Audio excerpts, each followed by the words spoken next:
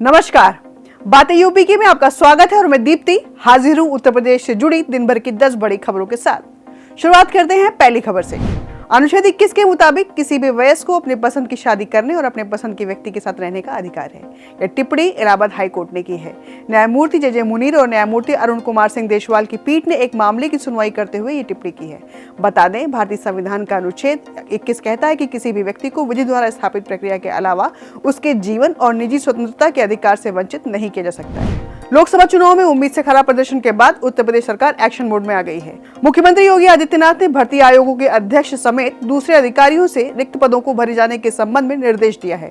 इन अधिकारियों को अपने अपने विभाग से संबंधित सभी सूचनाओं के साथ मुख्यमंत्री के समक्ष प्रस्तुतिकरण के निर्देश दिए गए हैं। आश्चर्य की बात है कि नवगठित उत्तर प्रदेश शिक्षा सेवा चयन आयोग की ओर से रिक्त पदों की 2 साल पुरानी सूचना ही प्रस्तुत कर दी गई है।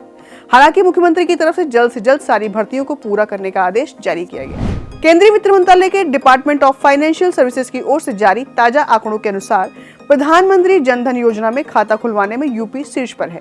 देश में जनधन खाता धारकों की संख्या जहां 52 करोड़ से ऊपर है, वहीं यूपी में यह संख्या 9.33 करोड़ हो चुकी है।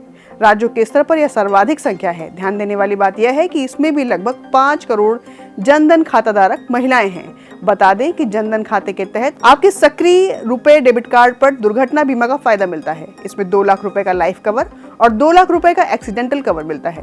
प्रधानमंत्री जनधन योजना के तहत खोले गए इस जनधन अकाउंट में जमा पैसे पर ब्याज मिलता है। नरेंद्र मोदी ने लगातार तीसरी बार प्रधानमंत्री पद की शपथ ली है। इसमें यूपी की बात करें तो पीएम मोदी समेत कुल 11 मंत्री उत्तर प्रदेश को मिले हैं।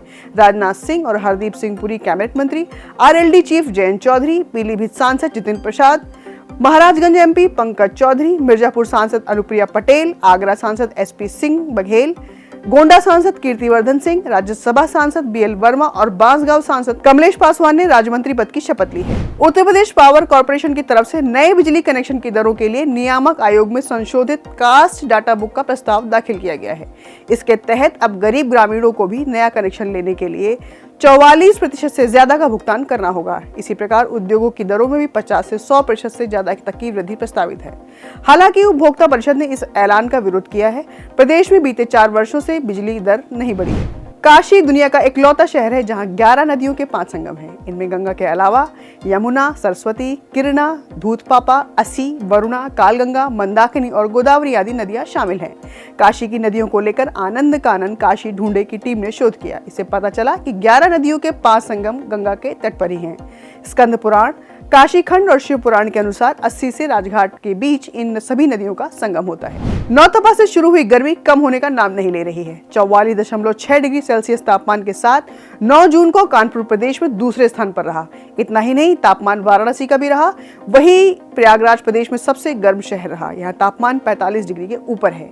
सीएसए के मौसम विभाग के अनुसार मध्य प्रदेश, झारखंड, बिहार, पश्चिम बंगाल, उड़ीसा, हरियाणा के आसपास बारिश की संभावना है, जबकि कानपुर मंडल सहित पूर्व उत्तर प्रदेश के अलग अलग क्षेत्रों में भीषण लू चल सकती है। ऐसे में धूप से बचकर रहने की सलाह दी गई है। रामनगरी अयोध्या में भव्य मंदिर और अन्य बड़ी परियोजनाओं के बाद अब ग्रीन अयोध्या बनाने का काम शुरू किया जा रहा है।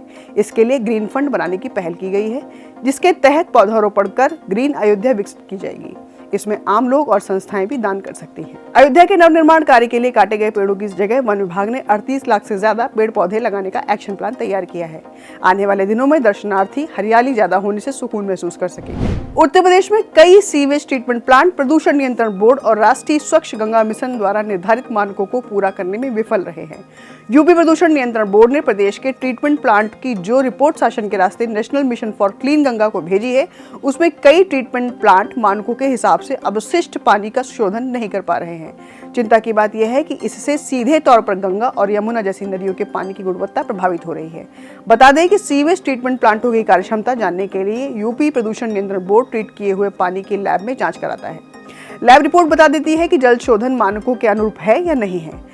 कानपुर, अयोध्या, फतेहगढ़, लखनऊ, मुजफ्फरनगर, शाहजहांपुर, चित्रकूट, मथुरा, मेरठ और नोएडा में दिक्कतें ज्यादा है। नोएडा जिले में सुरक्षा व्यवस्था को मजबूत करने के लिए जनसंख्या के आधार पर 14 नए पुलिस स्टेशन बनाने की योजना है। सरकार को भेजा गया प्रस्ताव मंजूरी का इंतजार कर रहा है। एयरपोर्ट के उद्घाटन के दौरान इसकी उम्मीद है। डीसीपी ने नोएडा और ग्रेटर नोएडा जोन में थानों के लिए जमीन का चयन कर लिया है। आज के लिए बस इतना ही। फिर मिलेंगे कुछ अन्य जानकारियों के साथ। तब तक के लिए देखते रहिए और करते रहिए बातें यूपी की।